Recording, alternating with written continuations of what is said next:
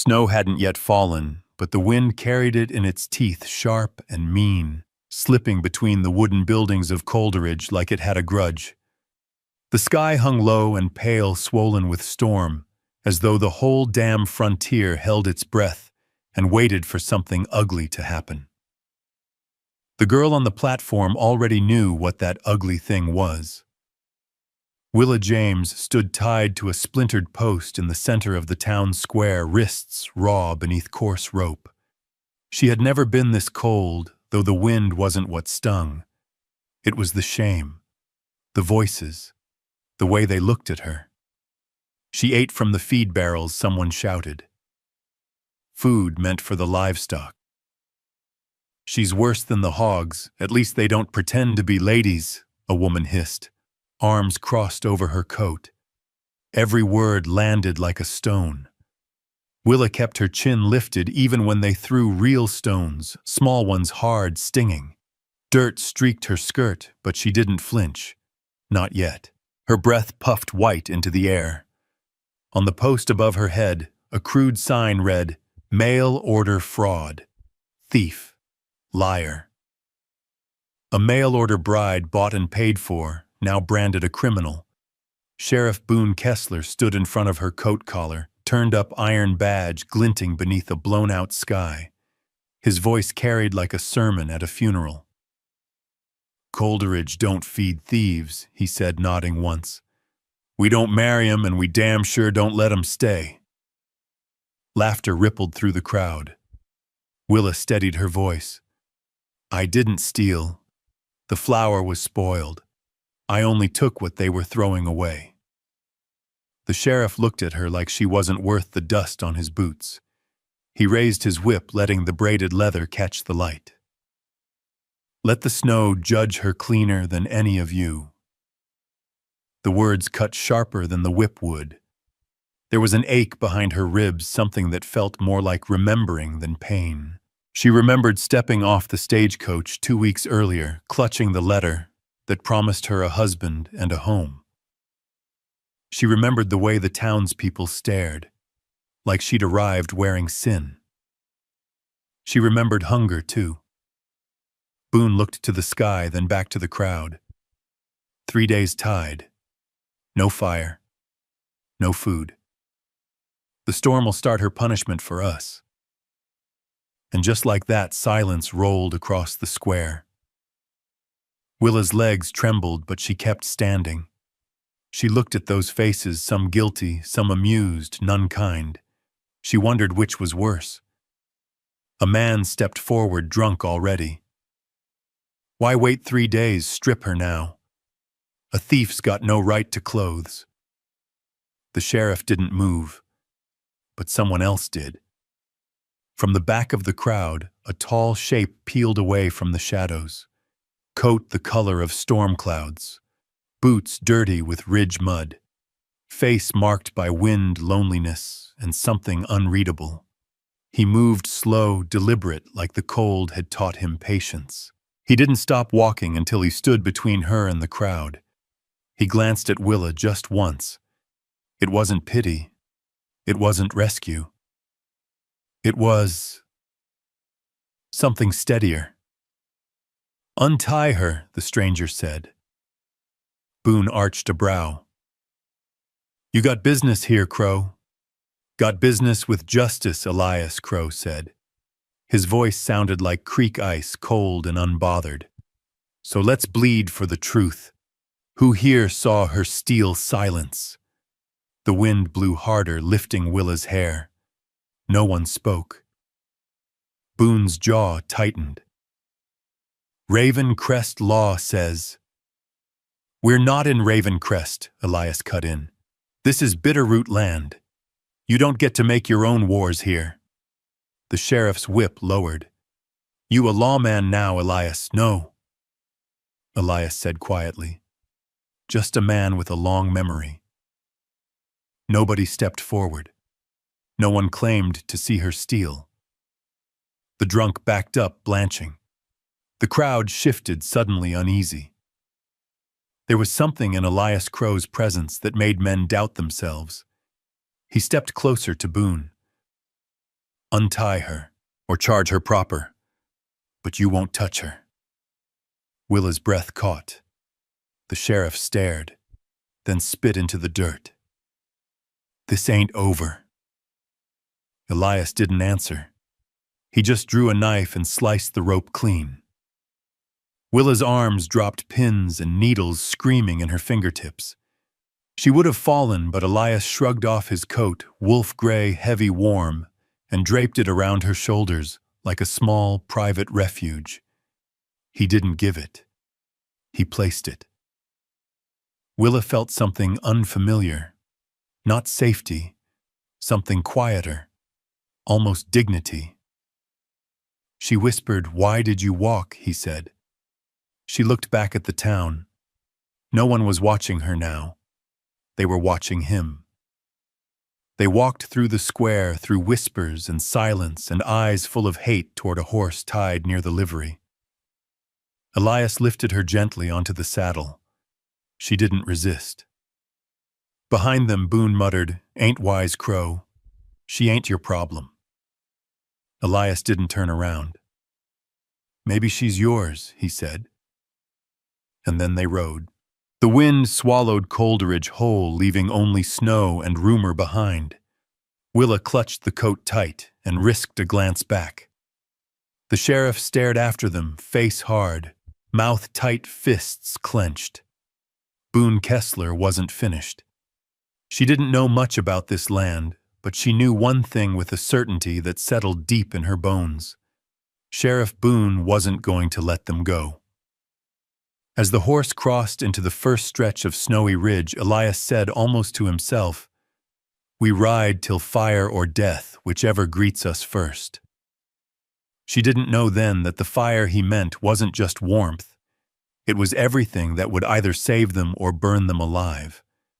The horse's hooves broke the crusted snow with slow, sure rhythm as they climbed out of Coleridge, leaving behind its jeering square and hollow men. The wind cut sideways through the bitterroot pines, but Willa was warmer than she'd been in days. Elias Crow's coat wrapped her like a second skin, thick with the scent of pine wood smoke, and something she couldn't name, maybe solitude, maybe protection. She rode side saddle, her hands gripping the saddle horn, her fingers still raw from the ropes. Elias didn't speak, didn't look back. His presence said enough. They rode until the sun dipped low, burning red, through a slivered sky, and the trail began to narrow into something less like a road and more like memory.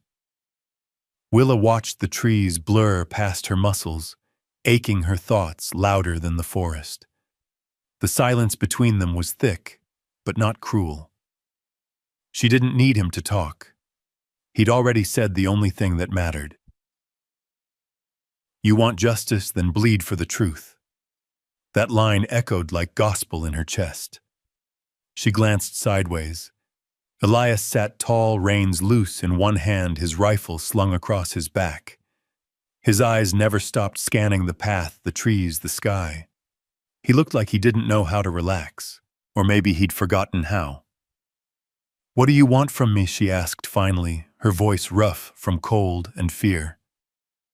He didn't answer right away. Then, without turning his head, he said, "To get you warm. After that, we'll see." She nodded, not trusting her voice anymore. She didn't expect kindness. She hadn't expected survival. And she sure as hell didn't expect a man like him to show up when no one else had. By the time the trees opened into a small clearing, her legs were shaking. A single-story cabin crouched at the base of a cliff wall, its roof half lost under snow, a chimney coughing faint smoke into the dusk. Elias dismounted, then reached up for her. Willa hesitated. "I can get down." "I didn't ask if you could," he said, then added gently, "Let me help." Her knees buckled as soon as her boots hit the ground. Elias caught her before she collapsed. He didn't mock her, didn't say a word, just lifted her in his arms like she weighed no more than a grain sack and carried her across the clearing toward the door. The heat of his chest bled through the coat, through her clothes, into the places where fear had settled deep. Inside the cabin was small and dark, the kind of quiet that held its breath. He set her down on a wooden chair beside the hearth. The fire there was nearly out, embers glowing but tired. Elias dropped to one knee, stacked dry logs, and blew gently. Sparks flared. He fed the fire until it caught. Light filled the cabin, revealing rough walls, a workbench, a single cot in the corner, and pelts hanging from beams. There was no softness here, but no cruelty either. He poured water into a tin kettle and hung it over the flame, then knelt again in front of her. "Let me see your hands." Willa flinched back. "Why the ropes?" he said simply. "They cut deep." "I can manage." He tilted his head. "Can you?" His voice wasn't mocking. It wasn't even curious. Just steady. She slowly extended her wrists. He unwrapped the stained fabric she'd tied herself, frowning at the angry red lines beneath. From a pouch near the hearth, he pulled out a tin of pine salve, warmed it in his palm, then rubbed it over her skin with surprising gentleness. She hissed at the sting. He didn't apologize. "Means it's working. You always this quiet?" He didn't answer. "I've been in this town 2 weeks," she went on, watching him work. "Long enough to learn folks only talk to spit or lie." "Then it's a wonder you made it out," he said, tying clean cloth around her wrists. "I didn't. You carried me." He paused. "Only through snow. The rest was you." She didn't believe that, but didn't argue. Something about the way he moved, the care in his hands, the silence in his bones, made her wary of filling the room with words. The kettle began to hiss. Elias stood, poured the water into a tin mug with a pinch of something green and bitter-smelling. He handed it to her. "What is it, pine needle tea? For your lungs?" She sipped. It tasted like wood and earth and memory. He removed his coat from her shoulders and hung it near the fire. Her dress was torn at the hem shoes, soaked through hair tangled. "You got anything dry?" he asked. "I came here with 1 bag. The sheriff still has it." Elias moved to a trunk and pulled out a blanket shirt and wool socks. "They'll swamp you, but they're clean." She stared at him. "You're giving me your clothes. I don't need 2 shirts," he said. Her throat tightened. She took them. He turned his back as she changed, moving to the door and cracking it open. Wind howled through. "Tracks," he muttered. "From who not wolves." Willa's gut twisted. The sheriff, or worse. Men like Boone don't like being shamed in front of their own. She stepped closer, wrapped now in his shirt socks bunched at her ankles. "Why did you help me?" His shoulders tensed, then relaxed. "Because I've seen what a crowd can do when it stops being neighbors." He shut the door softly. "And because a man with a whip doesn't always know where he's truly aiming." The words sat between them for a long moment. "You think they'll come back?" He nodded. "Not tonight. Maybe not tomorrow. But men like Boone don't forget bruises to their pride." She wrapped her arms around herself. "I'm sorry," she said. "You didn't have to risk that for me." He looked at her quiet. "I didn't do it for you," he said, and her stomach dropped. Then he added, "I did it because someone should have." The fire popped behind them. She stepped closer to it, soaking in the warmth. "You really live out here alone most winters? No family?" He didn't answer. She didn't push. Outside, the wind rose higher, rattling the shutters. The walls creaked. Elias added another log to the fire and rolled out a spare blanket onto the floor. "You can take the bed," he said. "I can't take your cot." It's just a roof, he said, and tonight it's yours. She didn't argue. She crawled under the wool quilt, still wearing his shirt. For the first time in weeks, her body stopped shaking. Not because she wasn't afraid, but because something in her had gone quiet. Sleep crept close. From the floor, Elias's voice came low and even. You want justice, he repeated as if to the fire. Then bleed for the truth. She closed her eyes. Maybe in the morning, the truth wouldn't be the enemy. But in the shadows outside, something moved through the trees, and the storm was just beginning. Willa woke to the smell of smoke and the sound of a knife scraping wood. Gray light spilled through the cabin shutters, stretched thin across the floorboards, like a ghost not ready to leave. She sat up slowly, the ache in her muscles blooming in waves. Her hands were still bandaged, her breath visible in the air, but her body wasn't shaking anymore. Not from cold, at least. Across the room, Elias crouched near the hearth, feeding kindling into the coals. His shoulders moved steady under his flannel shirt, no coat now, and his dark hair hung loose, a little damp at the ends. There was something in the way he moved that reminded her of wolves, silent, deliberate, powerful, without being cruel. You're awake, he said without turning. I didn't mean to sleep that long. You needed it. She swung her legs over the side of the cot and pressed her bare feet to the cold floor. The shock bit deep. She hissed. He stood, crossed the room, and placed a wrapped bundle of socks at her feet. You'll want these. She pulled them on with clumsy fingers. Her hands were still swollen from the ropes, and every movement burned.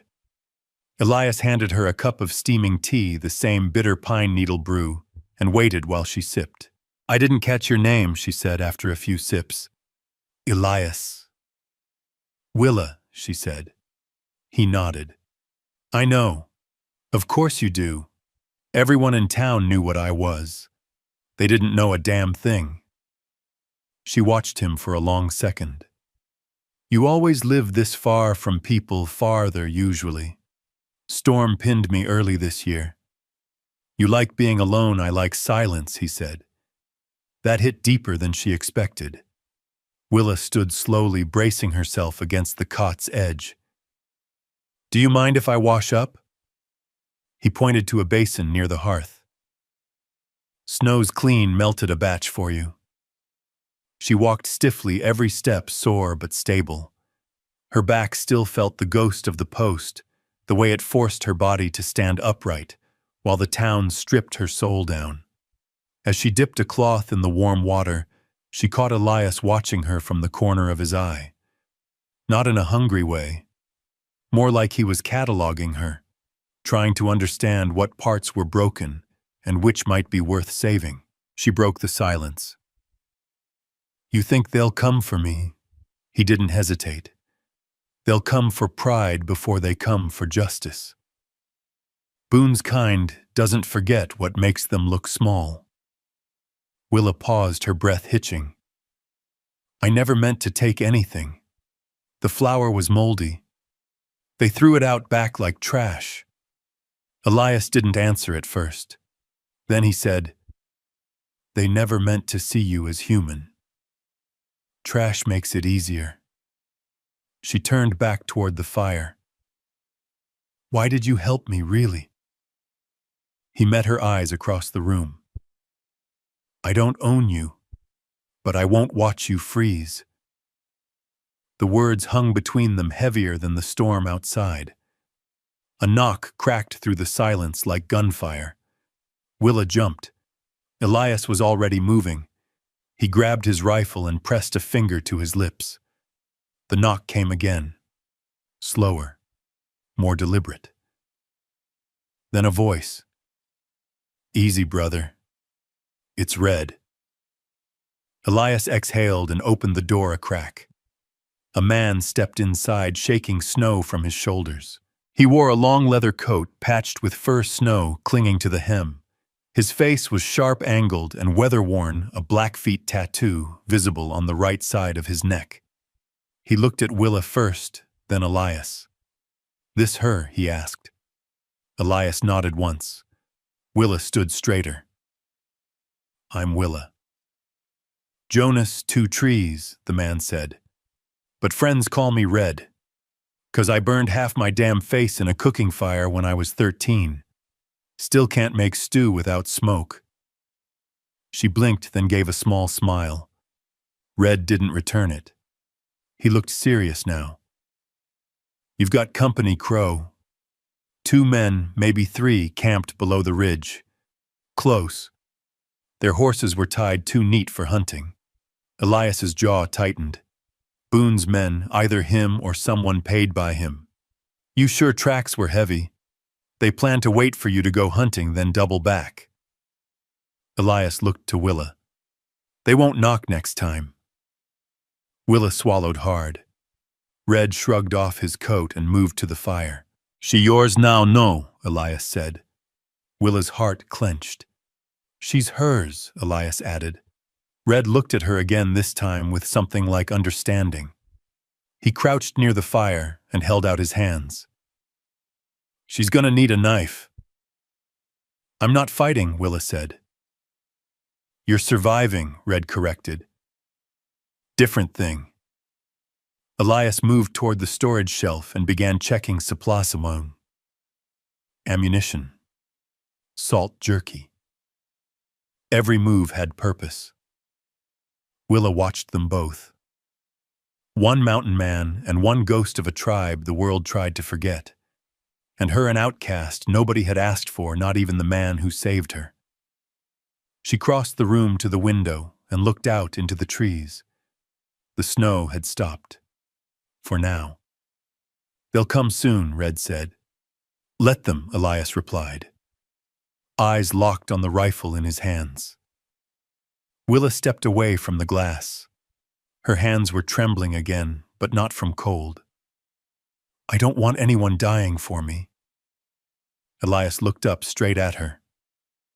Too late. Outside, the woods whispered with the hush that came before violence. The snow covered everything, tracks, intentions, even fear, but beneath it something stirred. The storm was still coming, and this time it had names. The storm hadn't broken yet, but the forest felt like it was holding its breath. Snow clung to the branches, sagging them low, the wind threading through like a warning. Inside the cabin, the fire snapped quietly, casting long shadows across the plank floor. The heat couldn't chase the chill sitting between the 3 of them. Willa sat near the hearth with the shotgun resting across her lap. Her fingers were wrapped around the stock knuckles white. She hadn't said much since Elias handed it to her. She could still feel the weight of his voice when he did. "You aim low. You don't have to kill. You just have to make them stop." Elias moved with careful economy, checking gear, loading cartridges, tying down bundles of jerky and salt. He didn't talk, but every movement had the same message: something was coming. Red 2 trees stood leaning in the corner, arms crossed over his chest. He watched Elias with a sideways glance, chewing a dry strip of venison like it owed him answers. "They're sitting a half-mile west," Red said finally. "Camped quiet. Fire so low it barely breathes. They ain't lost. They're waiting." Elias didn't look up. Boone's not patient. He's planning something. Red's jaw worked. "You sure you want to play this out up here, brother?" "I'm not playing anything. Could have left the girl in the snow." Elias finally paused, raised his head and looked Red in the eye. "I've buried enough good women in winter." Red grunted. "Ain't about good. It's about risk. And this girl's made you a lightning rod." From her place near the fire, Willa watched them. She felt like a broken piece of fence between 2 men who knew too well what happened when the world decided someone wasn't worth saving. "I didn't ask for this," she said quietly. "No one ever does," Red replied without looking at her. "But the fire's lit now. We don't get to choose the wind. Silence settled again. The storm knocked once more at the shutters. Willa gripped the gun tighter. So what happens when they come? They'll test the cabin first, Elias said. A few warning shots. See if we're awake. And if we are, then they'll wait till I'm out hunting. Then double back. Willa's breath caught. You're still planning to go out there? I have to. If we wait, they come when they want. I set the time. Red stepped forward. Then I'll move east. Circle them. If they chase, I'll lead them off. They'll split, Elias said. One stays back, always does. Willa's voice rose brittle. You said you wouldn't leave me here alone. I won't, Elias answered. Red will come back before nightfall. They won't risk rushing the cabin in daylight, not in this cold. Her heart thundered. The last time she'd been left at someone's mercy, she was tied to a post, her name rotting in the mouths of strangers. I don't want anyone dying for me. Elias walked over, knelt beside her. His hand touched her shoulder, light but steady. You won't freeze. You won't hang. And you won't die in this damn cabin because Boone Kessler needed someone to blame. Tears burned behind her eyes. She didn't let them fall. Why me? She whispered. You didn't even know me. He looked at her for a long time, like the answer was something he hadn't said out loud before. Because I remember what it feels like to be hunted just for surviving. Then he stood, fastened his coat, and nodded once to Red. Willa stood too. I'm coming. No, I won't sit here while you will, he said, firm but not cruel. You'll wait by the hearth. If they come, you aim for the legs. You don't hesitate. Red slung his rifle over his shoulder. Some men don't knock. They come for blood. Willa's hands trembled. She clenched her jaw. I'll shoot. Elias reached out, pressed the heel of his hand to her cheek just once. Good. The door opened to a rush of wind. Snow slapped their coats as they stepped outside, disappearing into the tree line. Willa was alone. The silence returned, thick and pressing. She moved to the hearth, crouched low, shotgun within reach. Every creak of the roof felt like a footstep. Every gust of wind like a whisper she couldn't quite hear. She didn't know how long she waited. Then crunch. Outside the cabin. She froze. Another crunch. Slow. Deliberate. Boots. She rose, heart-pounding, gun raised. A knock, soft, almost polite. A voice followed. Boone. Willa girl. You still up? She didn't answer. You think you're safe with him? Boone's voice slithered under the door. He's just another stray the world forgot. Just like you. She steadied her breathing finger, tightening on the trigger. You come out now, we don't have to make it messy. She aimed at the door. Another voice. Meaner, hoarser. Kick it in already. They moved. Willa braced.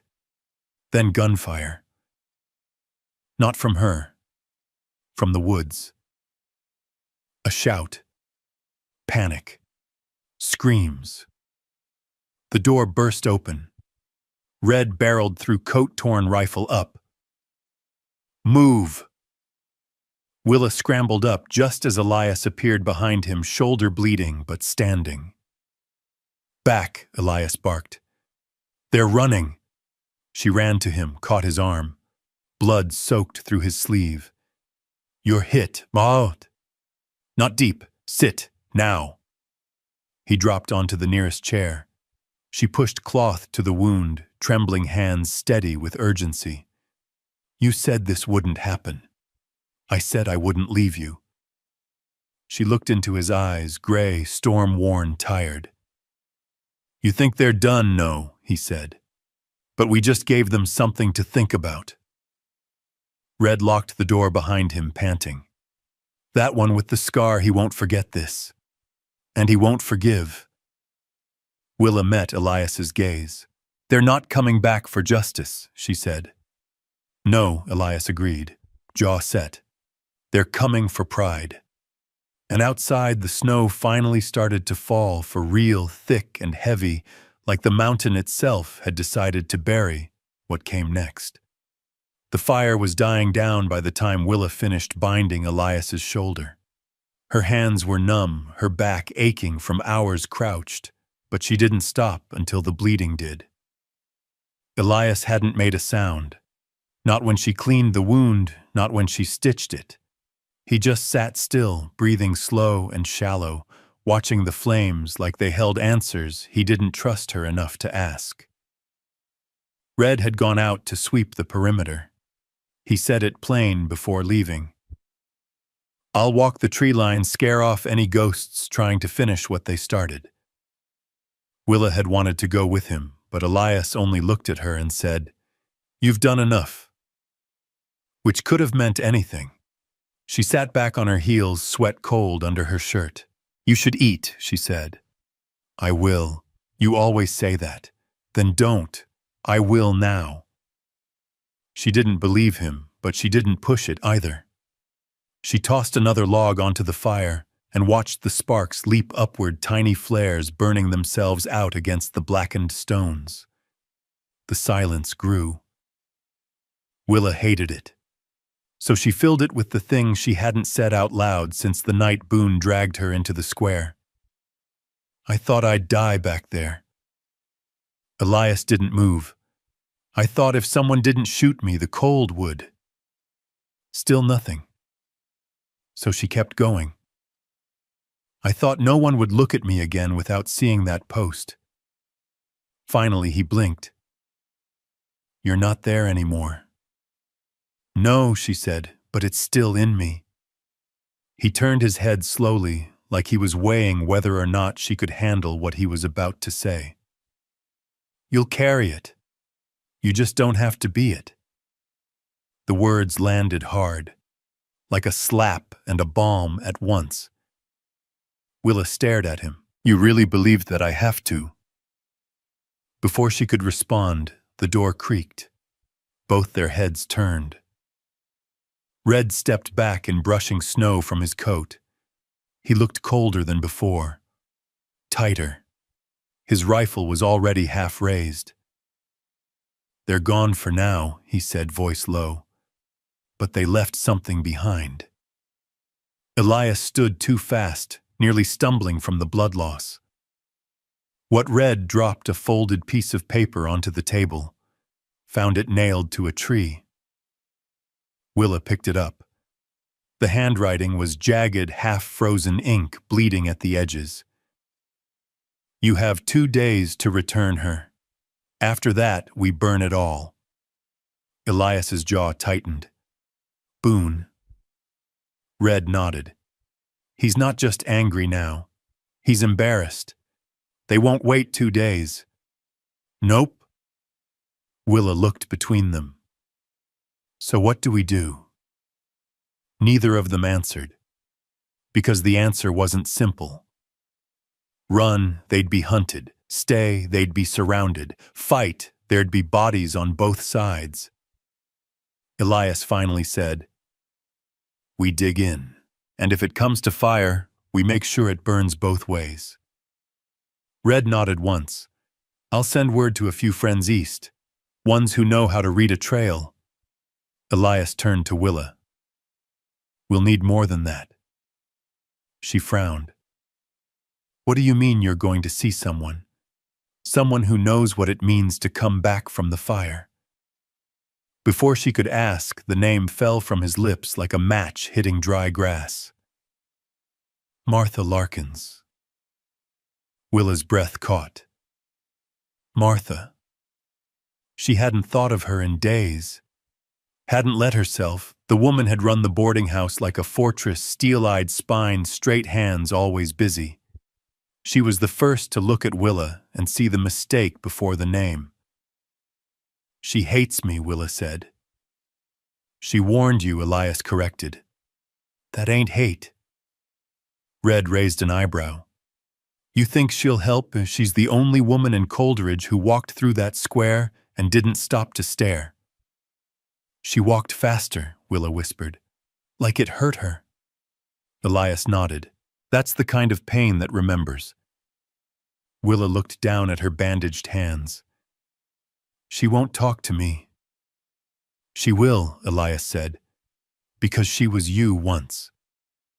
The cabin fell quiet again, but this time it felt different. Not silence. Preparation. Willa knew then. If she was going to survive, she couldn't just hold a shotgun and wait. She had to do something. She had to go back, not to beg, not to apologize, but to plant a seed of fire in someone else. "She called me a whore," Willa said, voice low, "before I learned to load a shotgun." Red smirked. "That's how you know she's worth listening to." Willa's heart beat hard in her chest. "I'll go tonight." "No," Elias said immediately. "Too dangerous. She knows me. If I knock in daylight, she'll slam the door. But if I come with the dark, with the cold, maybe she remembers what that feels like." Red shrugged. "She's not wrong." Elias sighed. The fight in his bones didn't show in his face, but Willa could feel it. He wanted to stop her, but he wouldn't. Because he knew what this was. She was becoming something else. Not just the girl he found tied to a post. Something sharper, more dangerous, more alive. He reached into a drawer and pulled out a pistol, small but heavy. "Take this. I have the shotgun. Take both." She did. Red pulled his coat off the peg and handed it to her. "You'll want the hood. Cold's coming in hard." Willa wrapped herself in it, heart pounding like hooves on ice. She hadn't gone near the town since they rode away. She hadn't wanted to. But now the fire was in her blood. She stepped to the door, turned back once. Elias was standing there, face unreadable. "Don't die for me," she said. He held her gaze. "Then don't make me bury you." She nodded once and stepped into the snow. Behind her the fire cracked. Ahead the path to Coleridge stretched long and dark. The wind tasted like judgment. But Willa James no longer bowed her head. She walked like someone with purpose. And Coleridge would learn one way or another what happened when you tried to burn a girl who'd already walked through flame. In the distance, the lights of the town flickered, waiting. So was Martha. The cold had teeth. It bit every inch of Willa's exposed skin as she moved through the snow-draped woods, guided only by the dull memory of the trail. Red's coat was thick, but not magic. It couldn't chase the cold from her bones. Every gust of wind felt like a hand trying to push her back. She kept walking. Ahead, the lights of Coleridge began to flicker through the trees, distant as a bad dream she couldn't quite shake. Her legs burned. Her heartbeat was loud in her ears. But she didn't stop. The last time she was in that town, she'd been tied to wood like kindling. This time she carried fire of her own. She reached the edge of town just before midnight. The streets were quiet, houses dark. Only the saloon flickered with signs of life, muted music, drunk voices, shadows cast in yellow lantern light. She stayed low, moving behind crates and wagons until the boarding house came into view. Same sloped roof. Same shutters drawn tight, like the place was afraid to see the world it was in. Willa crept to the back, found the kitchen entrance, and knocked once, then twice, then 3 times fast. Nothing. She tried the handle. Locked. She knocked again, harder this time. A light snapped on upstairs. Then footsteps. Then the creak of a hinge and a sliver of yellow light cutting through the cold. Martha Larkins appeared in the doorway in a wool shawl and nightdress, gray hair tied back in a short braid. She stared. Then without a word she opened the door wider and stepped aside. Willa entered. The kitchen was just as she remembered, simple, clean, always warm. The stove burned low and something familiar hung in the air, rosemary and old regret. Martha shut the door, locked it, and leaned back against it. "You've got gall," she said, eyes sharp. "Showing up after what happened." "They'll kill Elias," Willa said, voice raw. "They already tried." Martha didn't blink. "You come asking favors, girl. I warned you." "I know. You told me to run. I should have listened. That why you're back, to say I told you so," Willa said, stepping forward. "I came because you know what this is." Martha's jaw tightened. Willa didn't let up. "You've been where I've been. I saw it in your face the day they tied me up. You walked past fast, but you didn't look away. You didn't cheer. You didn't spit. That don't make me a hero. No. But it makes you the only person in this town with a soul left." For a long beat, neither of them spoke. Then Martha walked to the stove, grabbed a kettle, and poured water into 2 tin mugs. "You remember how to hold your damn tea, or do I need to remind you?" she asked. Willa took the cup. It burned her fingers in a way that felt good. They sat in silence for a while, steam rising between them. Martha's eyes hadn't softened, but her shoulders had. "They're planning something," Willa said. "Boone left a note on our tree. Said if Elias didn't return me in 2 days, they'd burn the cabin. He meant it." Martha sipped slowly. "He always does. You know him better than most. We were children here. Same church, same dirt. He used to throw stones for fun. Ain't changed much. You were born in Coleridge, I was born in the shadow of it. Like you." Willa set her cup down. "What happened to you?" Martha looked away. For a second, Willa thought she wouldn't answer. Then softly she said, "I came on a freight wagon when I was 16. Promised a marriage, land, family. The man I was sent to died before I got off the road. Stroke. Never even saw my face." Willa's heart clenched. Martha went on. "The town didn't want to send me back. Said I could work off the fare. I cleaned floors, mended sheets, carried coal with hands that never healed." She paused. "One night a drunk banker's son cornered me. Said payment was overdue. When I fought back, they said I seduced him. Branded me a liar." Willa didn't breathe. "They dragged me into the square like you, tied me, spat on me, called me everything but a child of God. I thought I'd die there." Silence. Willa whispered, "Why didn't you?" "Because an old woman, someone no one listened to, untied me when the town slept. Said the world already took my shame. Don't let it take my spine." Martha turned her gaze on Willa, and for the first time it wasn't sharp. It was full of something far older. Grief, rage, resilience. "So I stayed," Martha said. "I made them look me in the eyes every day. I made them see what they tried to bury." Willa blinked back tears. "Then help me. What do you need?" "Not pity, not tea. Just your voice. When Boone comes for Elias again, I want you there. I want the town to hear what they did to you. To me. To every woman they decided wasn't worth saving." Martha studied her. "That's dangerous."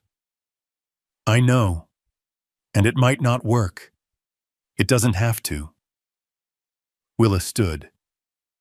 I just want them to look us in the eyes while they try. Martha smiled. Just a flicker. But it was real. You sound like someone I used to know. She rose, walked to the pantry, and pulled down a box.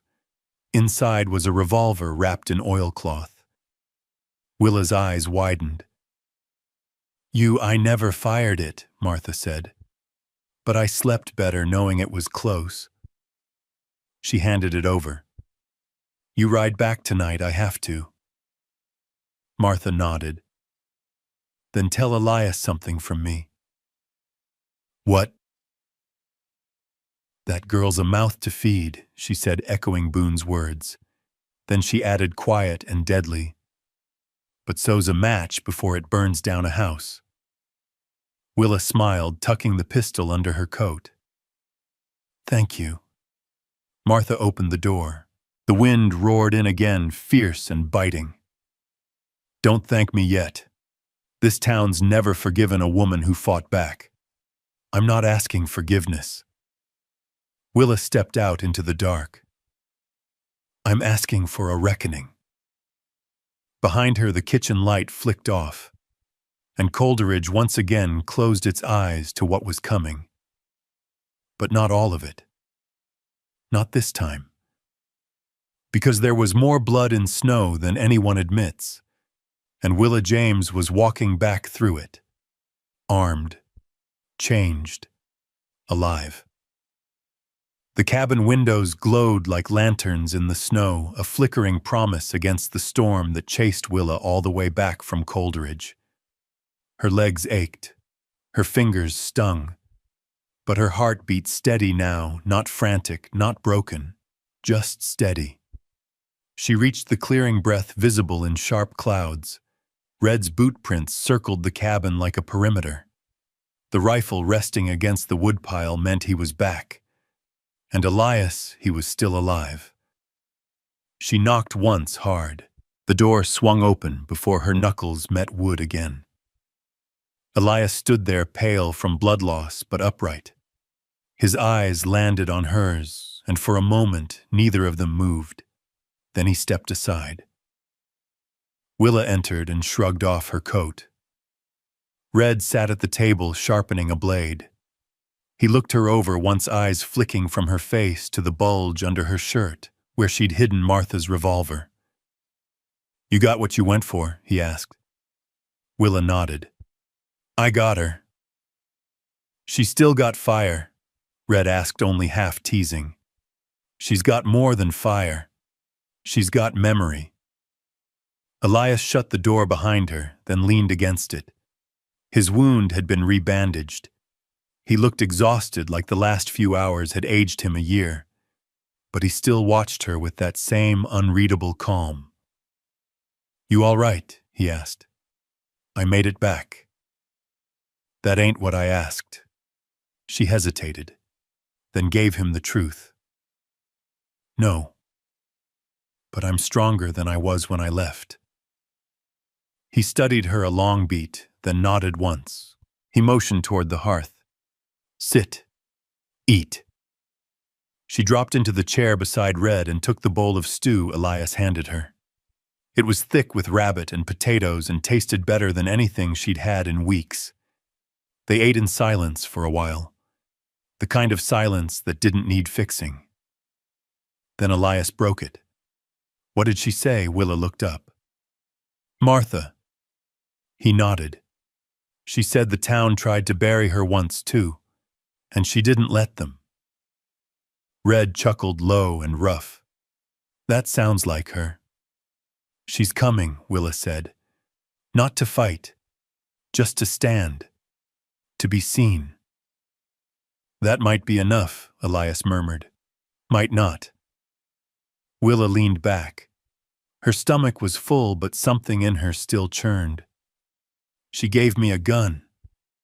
Red raised a brow. She said it helped her sleep, even if she never used it. Elias didn't react. Willa looked at him. Did you ever kill anyone? The fire crackled. Elias didn't flinch. Yes. The word was flat. Simple. Willa swallowed. Did it change you? He looked at her, then his eyes storm-colored and shadowed. Every time. She set her bowl down. What if I have to do it? He didn't lie. You'll lose something. But if it means keeping what matters, then it's already gone if you don't.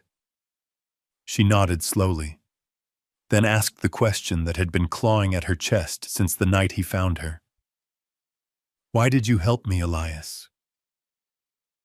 He didn't answer right away. His eyes dropped to the fire, the lines in his face deeper than ever. She pressed softly. Really? He exhaled through his nose. I didn't save you because you were good, he said quietly. I saved you because I saw her in your eyes. Willa felt her heart stutter. Eliza, he nodded. My wife. She waited. And slowly the story came. 7 winters ago, he and Eliza had built this cabin with their own hands. She was stubborn, laughed too loud, made stew too salty. She loved snow, thought it cleaned the world, thought people could be better in the cold because it forced them to come close or die apart. She got pregnant that second winter. The storm came early, too early. Elias rode out for help, but the trail vanished in white. The doctor never made it, neither did the baby. Eliza died before sunrise, bleeding out in the cot that still sat by the wall. He buried her beneath the pines. Willa listened without a word. The firelight flickered across his face, catching the grief that still lived behind his jaw in the soft slant of his mouth when he said her name. She was strong, Willa said. She was more than that. She loved you. I don't know if I deserved it. The fire snapped, and Willa reached across the space between them, fingers brushing his wrist. I think you did, and I think you still do. He looked at her, then really looked at her. She didn't look away. I'm not her, Willa said. I know. But I won't run, I know that too. Their hands stayed there, touching just enough to feel real. Red cleared his throat. Not to interrupt your moment, but you two should know something. They turned to him. They'll be back. Tomorrow night, maybe sooner. Boone don't like being embarrassed, and he sure as hell don't like losing. Elias nodded once. Then we finish it.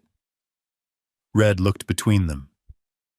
You really think this ends with speeches and tears? No, Elias said. I think it ends with someone making peace and someone making fire. He looked back at Willa. You ready for that? I was ready the minute they tied me to that post. She stood, moved to the door, and pulled the revolver from beneath her coat. She checked it like Martha had shown her, spun the cylinder, closed it. Outside, the snow had started again. Thick, slow flakes that fell like judgment. Willa stared out into the white and didn't blink. Behind her, Elias stood. He didn't touch her. He didn't need to. They were past that now. This wasn't about saving her anymore. It was about standing beside her. Because sometimes justice doesn't ride in with a badge. Sometimes it walks out of the woods with a scar and a woman who refuses to be broken again.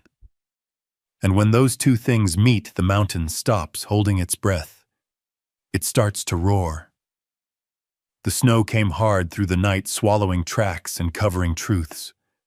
It blanketed the mountains like a shroud, softening the world just enough to make the violence feel far away for now. But Willa knew better. The cold didn't erase what was coming. It just made the blood easier to find. She stood at the edge of the tree line with Red and Elias beside her. In the gray light of dawn, the valley below looked peaceful, all white and still. But peace Willa had learned was usually just the pause between someone taking aim and someone falling. "They're moving," Red muttered, scanning through his spyglass. 3 men. No horses this time, just rifles and long coats. "Scouts?" Elias asked. "Maybe. Or the first wave." Willa turned toward the cabin. Inside the windows were shuttered, the furniture moved to block the doors. Buckets of snow had been hauled in to douse flames.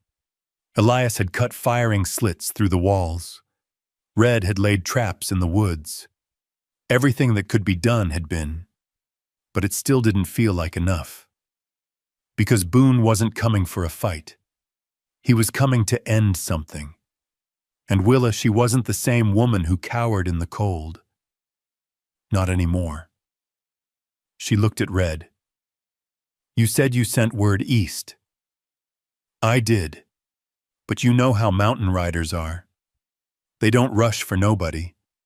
If we're lucky, 1 or 2 show up by dusk. And if we're not, then it's just us and a town that wants your body to make them feel clean." Elias turned from the ridge snow on his shoulders. "Then we give them something to choke on." They walked back to the cabin in silence.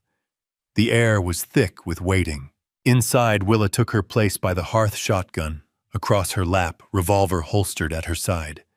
She checked both weapons with practiced hands. Red sat by the door, reloading cartridges. Elias moved quietly between windows, eyes sharp, steps soft. She could feel the tension coiling in the room.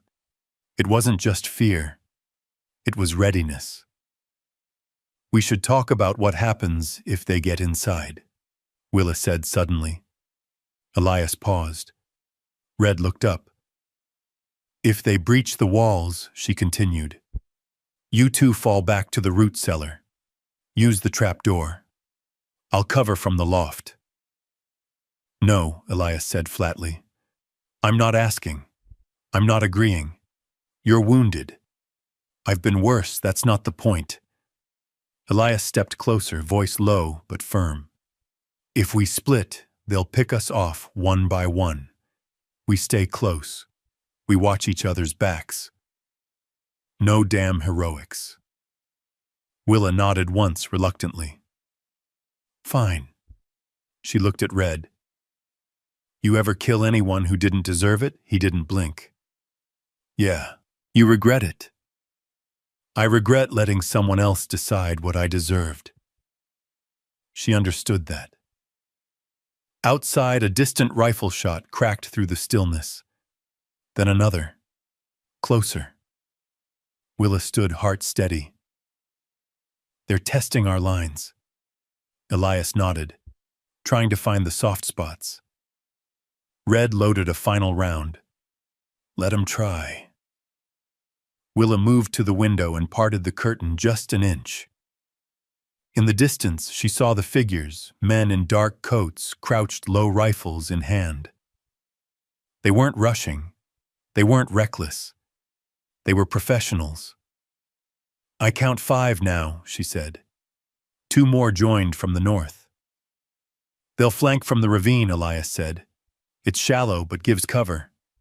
"Then we push back," Willa said. "Make them think we've got numbers." Red smirked. "You're starting to sound like a soldier." "I've been studying," she said, cocking the shotgun. She moved to the door, cracked it open, and stepped out onto the porch. The cold hit her fast, but she didn't flinch. She raised the gun and fired a single blast into the trees, not to hit, but to warn. A second later, a return shot splintered the doorframe beside her. She ducked back inside, laughing under her breath. "That's 1 less they'll underestimate." Red grinned. "Welcome to the war." The standoff dragged through midday. Shots rang out every hour, probing testing, reminding them that the noose was tightening. No one spoke much. Every word felt like it needed to count. When the sun began to slip behind the ridge, casting long blue shadows across the snow, Willa heard the hoofbeats. She shot up from her crouch. "Riders!" Red rushed to the window. How many Willa watched the figures rise from the valley coats, flapping rifles raised? 4, she said, then paused. No 5. Elias peered out too. That ain't Boone's crew. A moment later, a woman rode ahead of the others, coat trimmed in buffalo hide, eyes hard as iron. Red's eyes widened. Well, I'll be damned. Willa looked at him. Who is it, Liza Crow? Your sister. My Storm, Elias whispered. She came. They ran out onto the porch. The riders approached fast, but controlled. As they dismounted, Willa saw them clearly, 2 women, 3 men, all rough-cut and trail-worn. Every one of them looked like they'd fought and lived to tell it. Liza Crow dismounted last. Her boots hit the snow with weight. She walked straight up to Willa and said, You the girl that made Coleridge piss its pants? Willa nodded. Liza looked her up and down. You don't look like much. Willa lifted her chin. I'm enough. Liza grinned. That's the first true thing anyone said all year. She turned to Elias. You owe me a winter elk and a bottle of birch whiskey. I'll get you the bottle, Elias said. But you'll hunt your own damn elk. Red laughed. Now we've got a party. Inside, the riders warmed up quick. They moved like a unit, efficient, practiced, no wasted motion. Liza laid out a map. Willa stood over it, listening as they sketched positions, traps, fallback zones. We'll make them bleed first, Liza said. That'll shake their pride loose. Once they start questioning their cause, half of them scatter. And the rest, Willa asked. They stay, Liza said. But by then, we'll be waiting. Elias leaned over the table. You think Boone brought the preacher? He always does, Liza said. Makes the hangings feel holy. Willa's stomach turned. He wants to make me a warning again. Liza met her eyes. Then we make you something else. Willa nodded slowly. And from the doorway, Elias spoke the truth they were all circling. We don't survive this by hiding. We survive by making them wish they never came. The fire burned bright that night, and in the glow of it, Willa realized something strange. She wasn't just preparing to survive anymore. She was preparing to win, even if it cost everything, because there was something sacred in standing tall, in choosing not to run, in saying, you want to end me, then you'll have to bleed for it. And the mountain, silent and watching, waited for morning. Snow kept falling like it didn't care who lived or died beneath it. The sky was a pale gray like bruised paper. Every inch of ground was coated heavy, erasing footprints as fast as they were made. Willa stood on the porch, shotgun resting against her chest, eyes scanning the tree line that faded in and out of the fog. Inside the cabin, the air was tight with readiness. Liza cleaned her rifle with the precision of someone who'd done this before too many times. Red sat by the back window, chewing on a strip of jerky like it was his last meal. Elias moved slowly, methodically, checking every corner of their makeshift defenses, bandaged, limping slightly, but calm. They're coming today, Willa said, voice flat. Elias looked up. I know. They're not going to talk first. No, he agreed. They'll want to make a point. She stared at the horizon. That means they'll use the preacher. Elias nodded, the words falling like cold truth. They'll wrap their rope in scripture. Behind her, Liza snorted. Preacher's just the warm-up act. Boone's coming to finish what he started. Willa didn't flinch. He's not finishing anything. Not today. Elias came to stand beside her on the porch.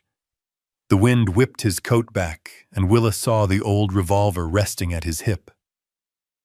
Got something for you? He said. She turned as he reached into his pocket and pulled out a leather pouch. Inside were 3 .28 caliber shells, each carved with a scratch mark. "What are these rounds I was saving for ghosts?" he said. "But you've got your own now." She tucked them into her coat, the weight of them strangely comforting. They didn't speak after that. They didn't have to.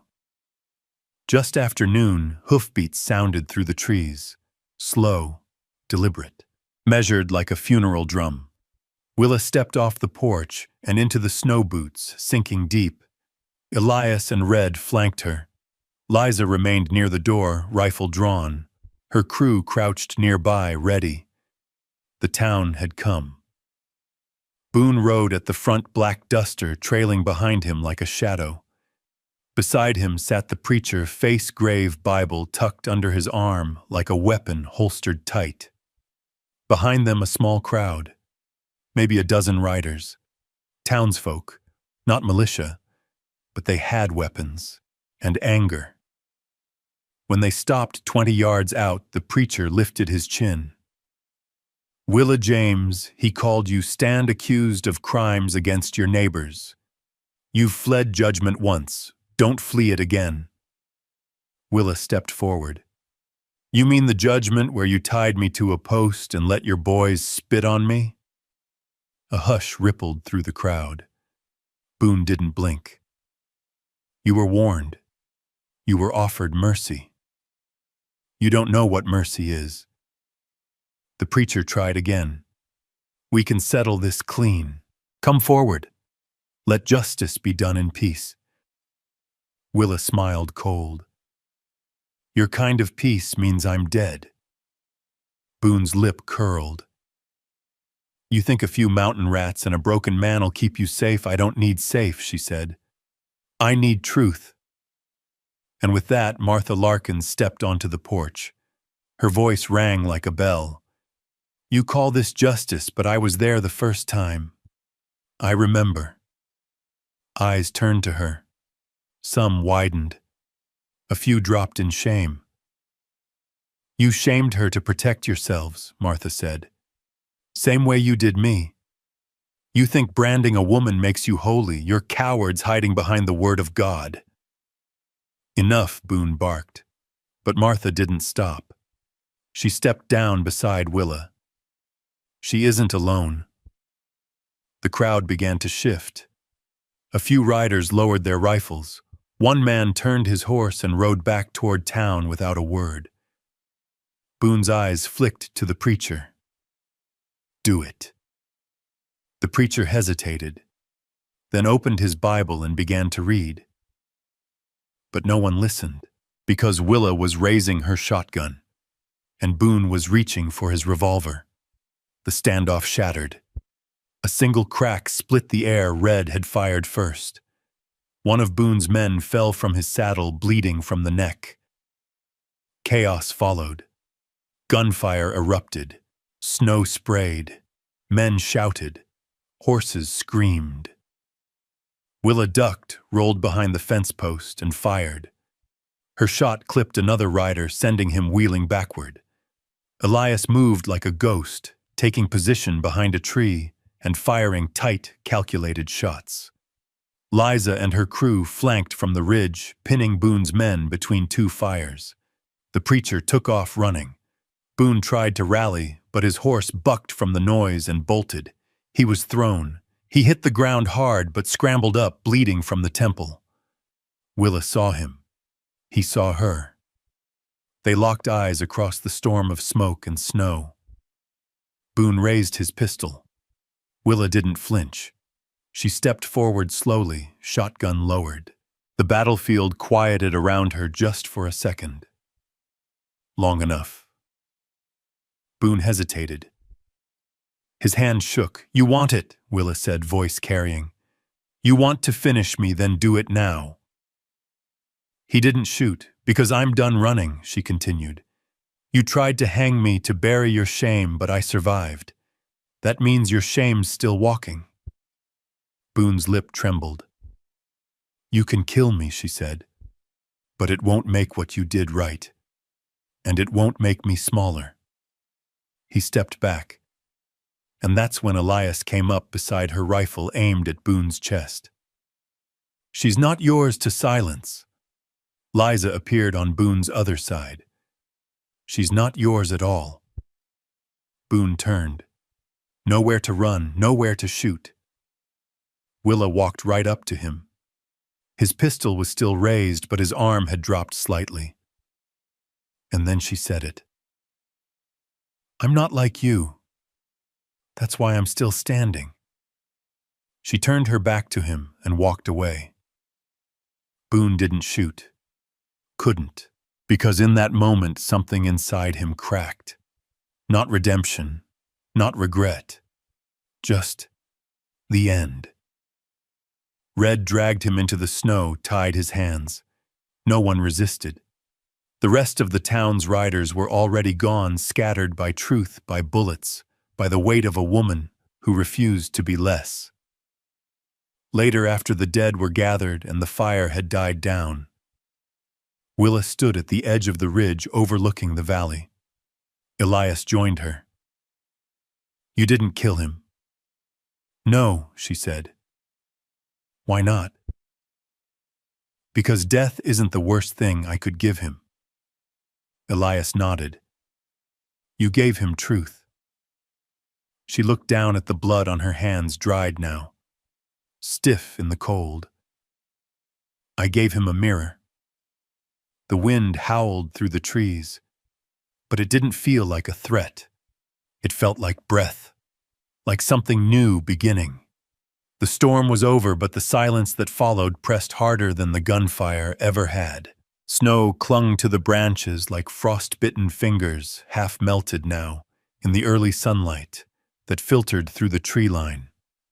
Smoke no longer rose from barrels or burning hopes. It drifted from the cabin's chimney, steady, soft.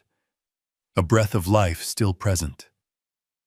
Inside, the floor creaked under boots, caked with dirt and ash. Blood had dried where men fell, scrubbed mostly, but not erased.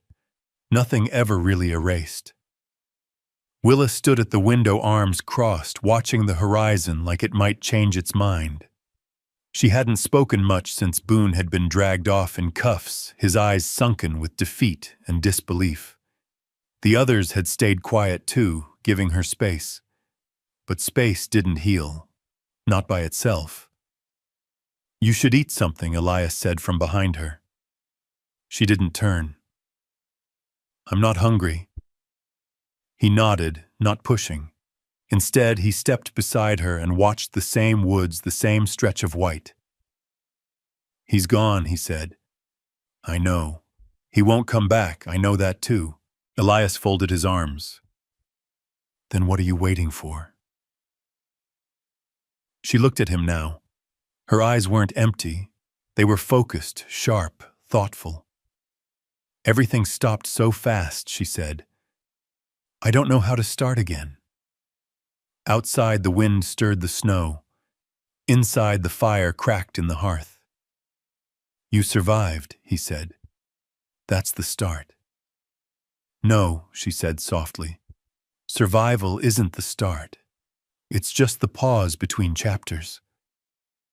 She walked toward the table where the others had gathered supplies. Red was seated cleaning a rifle with half a bottle of whiskey beside him. Martha stood in the kitchen rolling dough into rough biscuits. Her hands worked with mechanical patience, like she wasn't just baking, she was reclaiming. Liza had left at dawn with her riders heading south toward Silver Hollow. Before she rode off, she'd placed a folded map in Willa's coat pocket. Use it if you want, she'd said, or burn it. Either way, don't stay in the ashes. Now Willa reached for that map, unfolded it on the table.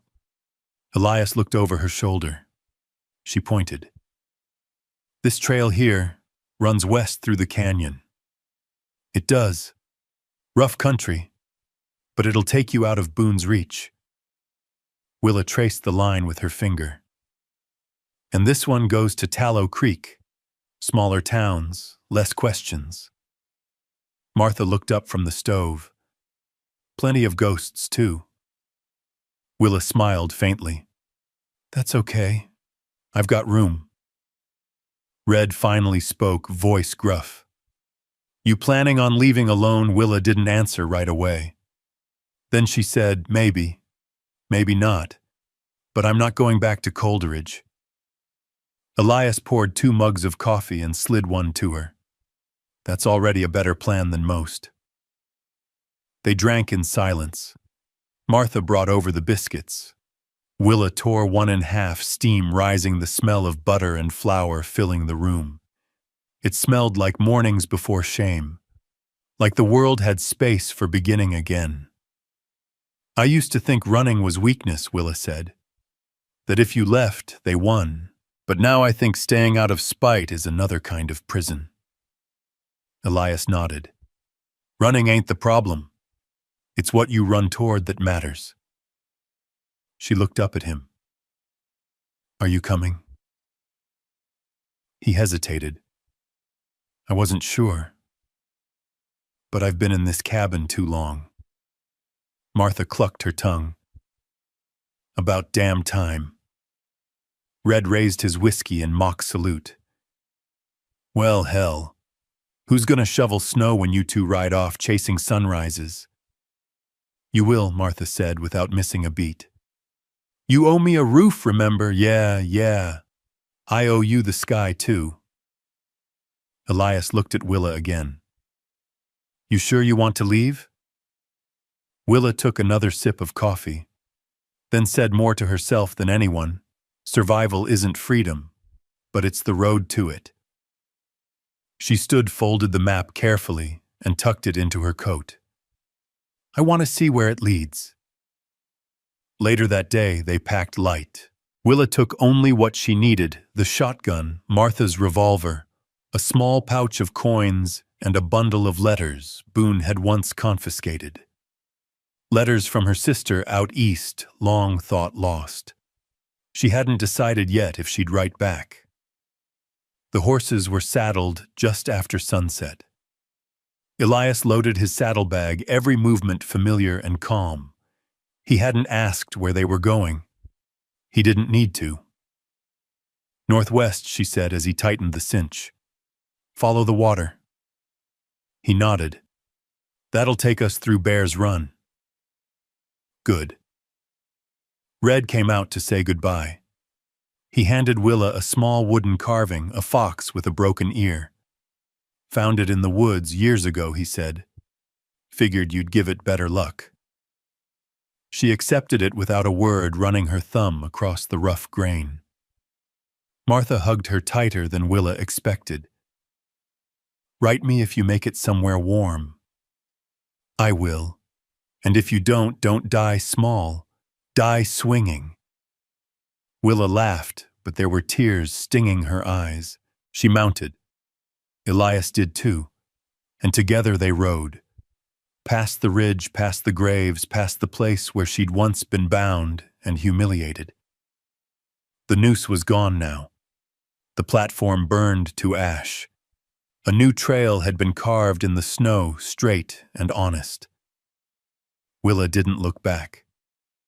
She didn't need to.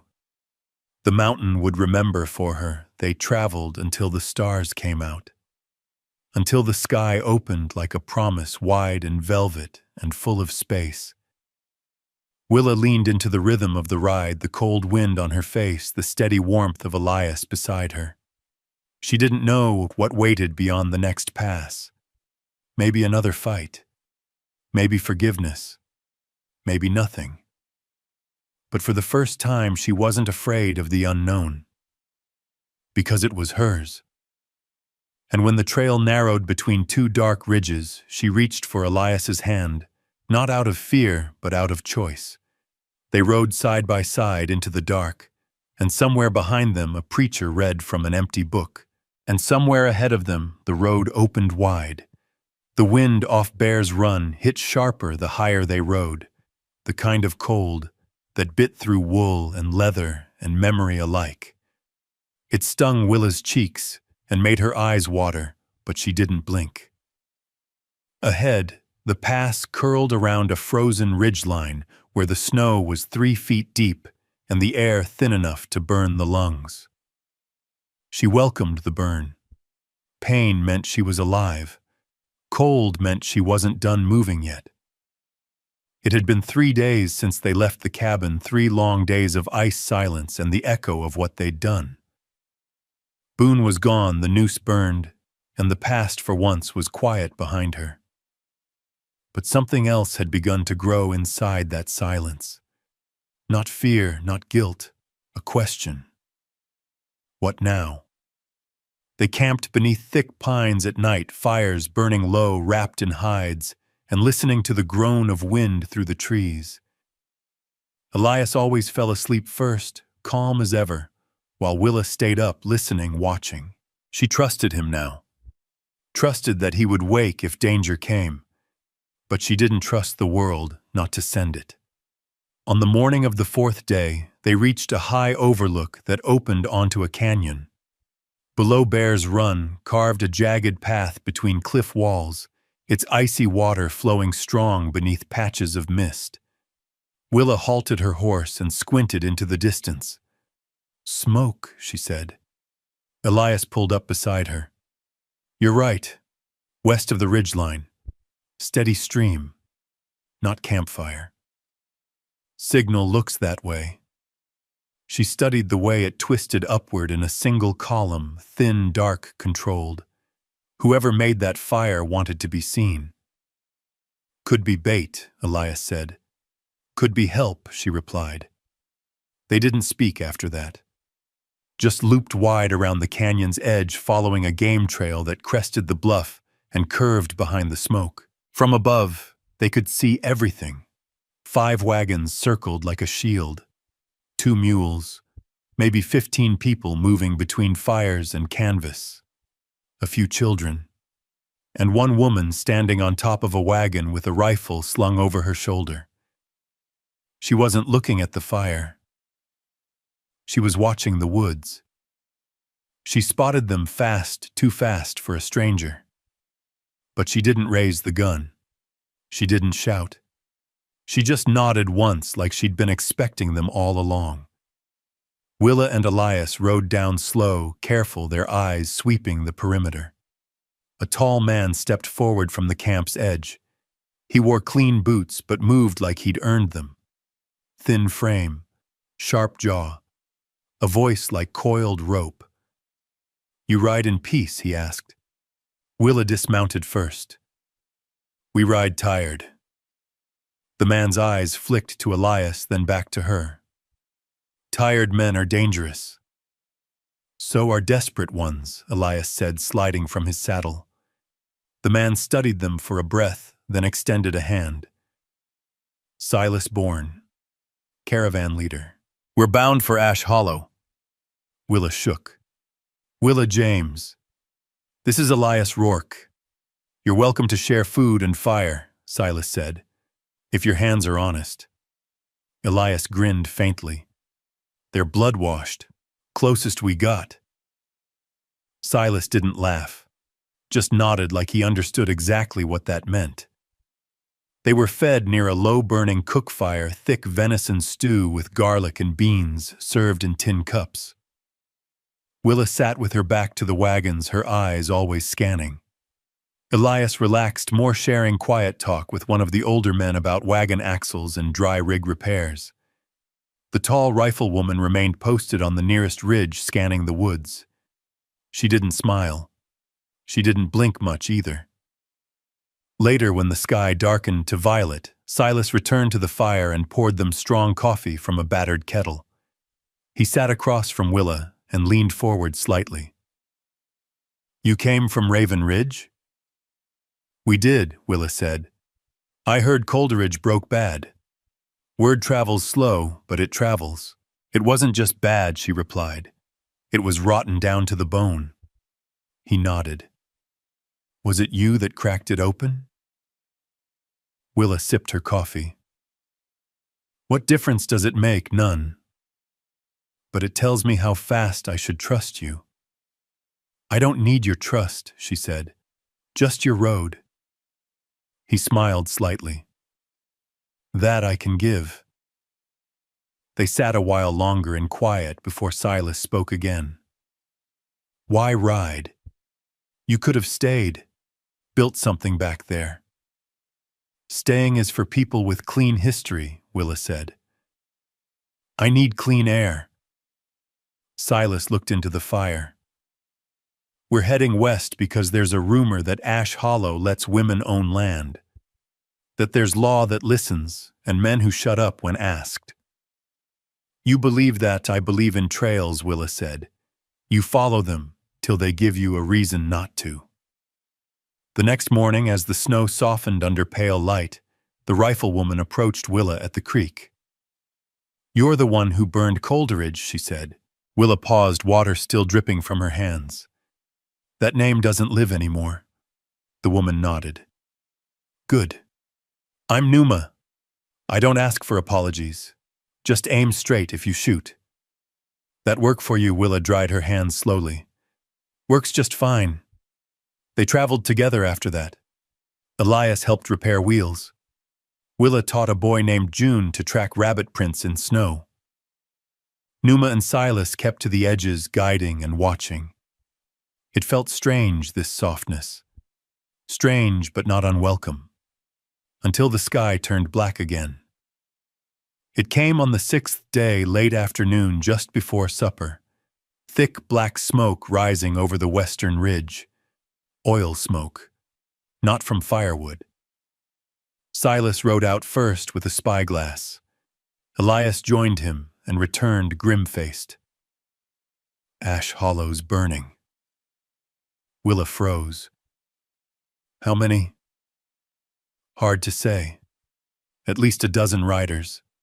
Moving fast. Not townsfolk. Numa swore under her breath. Raiders. Willa looked to Elias, then to the others. Children watching from wagon steps, a woman clutching a baby, June clutching the rabbit snare like it could protect him. She walked to the fire, checked the barrel of her shotgun, then looked up. Still think freedom is a place? Elias asked her quietly. She shook her head, then said loud enough for all to hear, freedom's not a place. It's what you do when they try to take it from someone else. And she rode toward the smoke with Elias behind her, and Numa after that. The road to Ash Hollow was barely more than broken grass and old wagon ruts, but they didn't slow down. Willa's heart beat louder than the hooves beneath her. Each mile they rode, smoke thickened in the air. Black. Acrid. It stung her eyes and brought back memories of another fire, another reckoning. But this time the fire wasn't hers. They crested a ridge just as the sun dipped behind the mountains. Below lay Ash Hollow, what was left of it. The town was small, tucked in a shallow valley.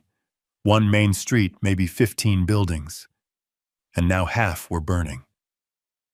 Riders in dark coats circled the outskirts, torching roofs, laughing like the world belonged to them. Willa didn't wait. She kicked her heels and charged. Elias was a breath behind her. Numa followed without a word. Silas and his caravan stayed back out of range, but not out of care.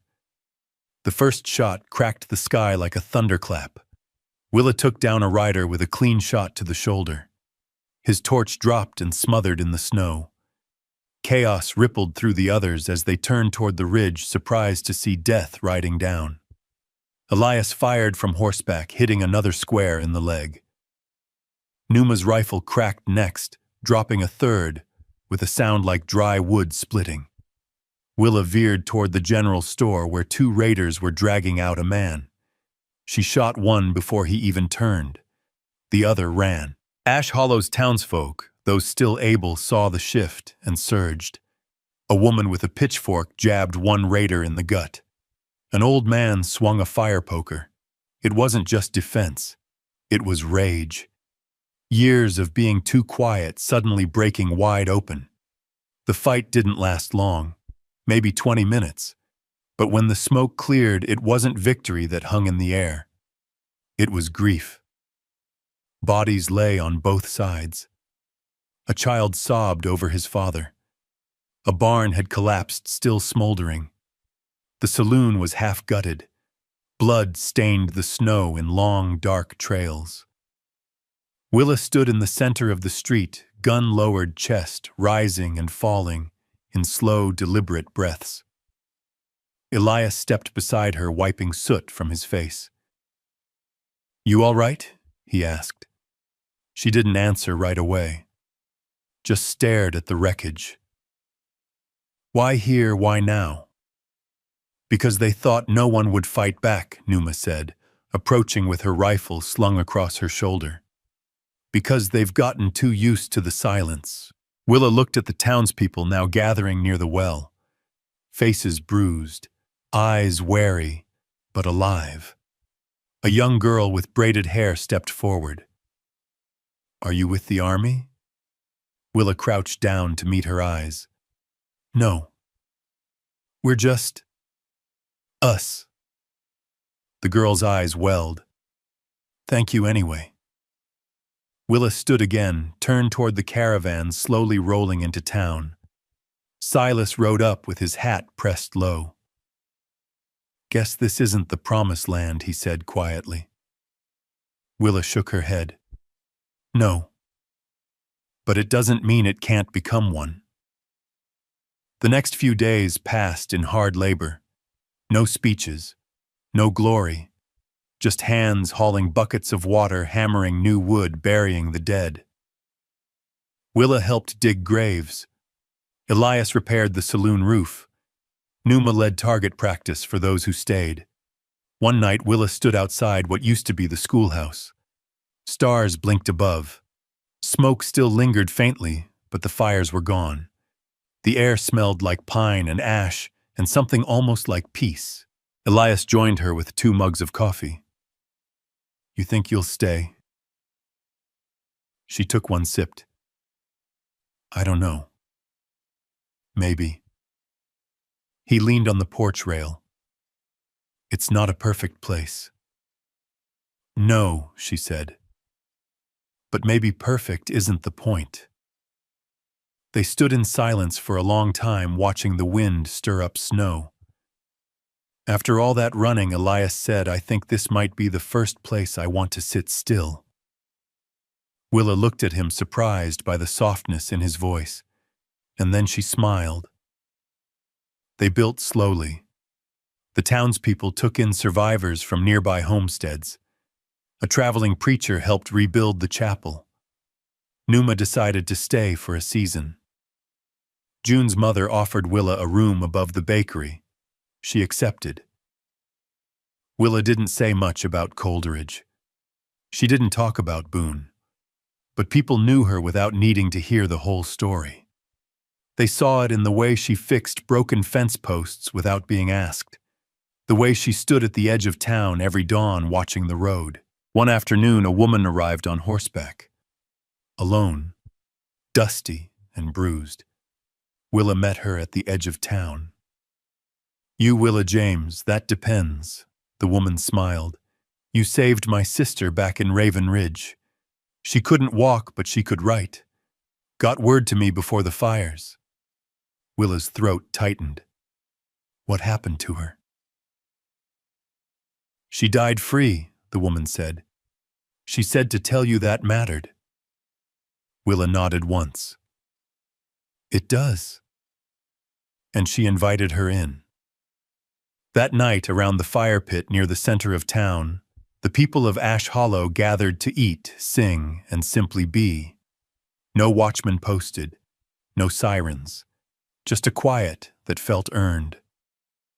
Willa sat on a bench beside Elias, her fingers stained with ink from drawing new boundary maps. Land was being divided fairly. No man would sign for a woman here unless she asked him to. Silas stood near the fire, raising a tin cup. "We built this place on ashes," he said. "But ashes feed the soil, and soil grows roots. Maybe that's enough." The crowd murmured agreement. Later, as the stars spread out like open hands across the black sky, Willa walked to the ridge overlooking the rebuilt cabins. She carried no weapons. Just a blanket and a letter she hadn't opened. It was from her sister, written before Boone ever stole it. She sat and read it slowly. Words about spring rain, about books and pie and how freedom was something you earned a little each day. Willa folded it gently and placed it in her coat. She looked out over Ash Hollow. There was still danger in the world.